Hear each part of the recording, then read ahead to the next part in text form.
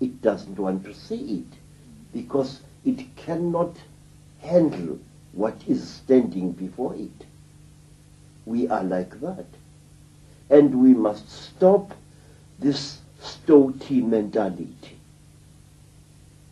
We must understand that there will come a time when the damage will have become so great, will have gone so far, that we will not be able to reverse it. But I believe in this power set of the great African proverb that goes, Mudimu uphala baloi.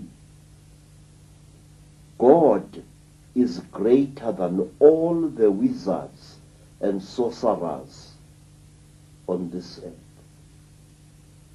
And I know that if as many people as possible are aware of what the Chitauli are doing, the Chitauli will be forced to retreat. Already,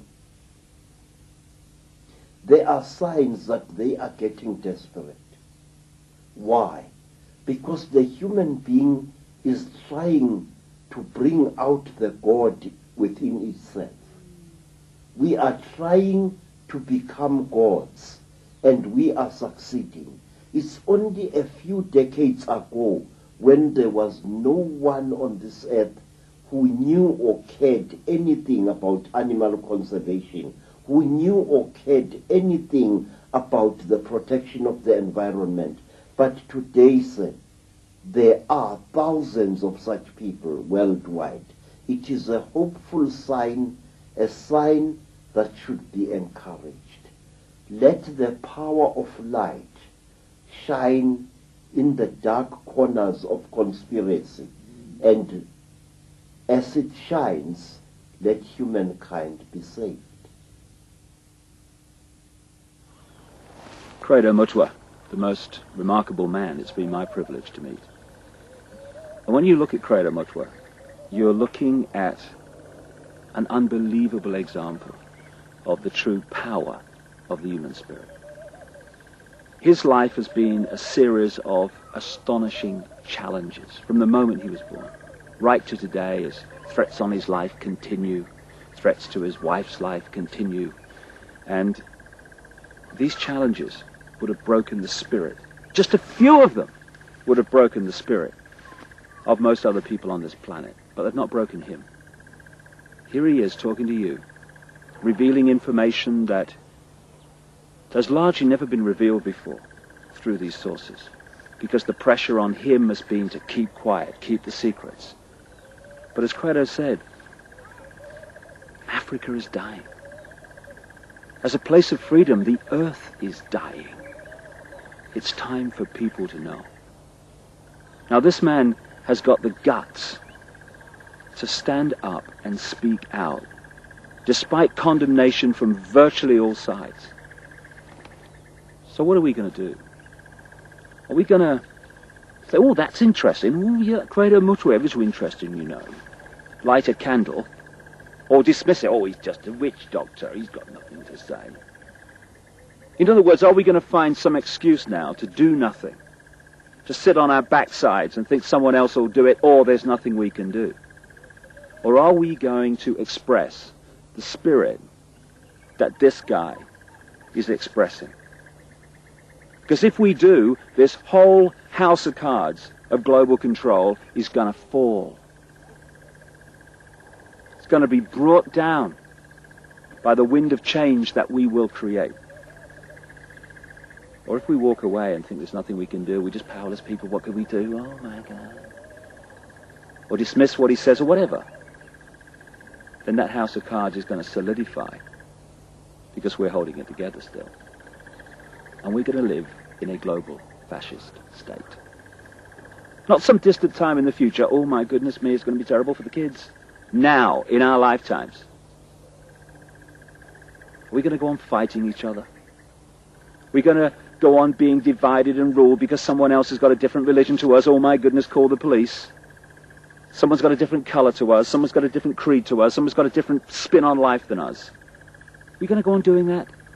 Because if we are, we deserve to be in a global fascist state, because we are acting in our own lives as individual fascists against those around us that don't share our view. We can unite on what we, I hope, believe in: freedom. We can celebrate the diversity of human expression, of human ability, of the human sense of reality, the way we see the same thing in so many different ways. We can celebrate the diversity of race, the diversity of all things in this glorious web of life we call creation. And if we do that, we will not agree. Fair enough, what a boring state anyway. But we will have harmony, and therefore we will have peace via respect for each other. And the Illuminati, the Chittahuli, whatever name you want to give them, can't stand harmony, because harmony is a nightmare to manipulate. Disharmony and conflict is a piece of cake. Are we going on playing the game according to the rules of the Illuminati, fighting each other, cussing each other, blaming each other? Or are we going to decide that we're going to play games with different rules? Games that have unwritten laws called love, called respect, called harmony, called peace.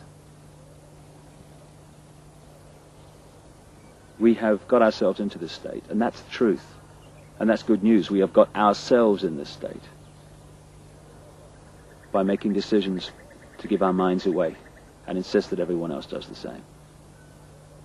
We can therefore make choices that will bring this manipulation to an end, almost like that, by taking our power back to think for ourselves and giving everyone else the honor to do the same.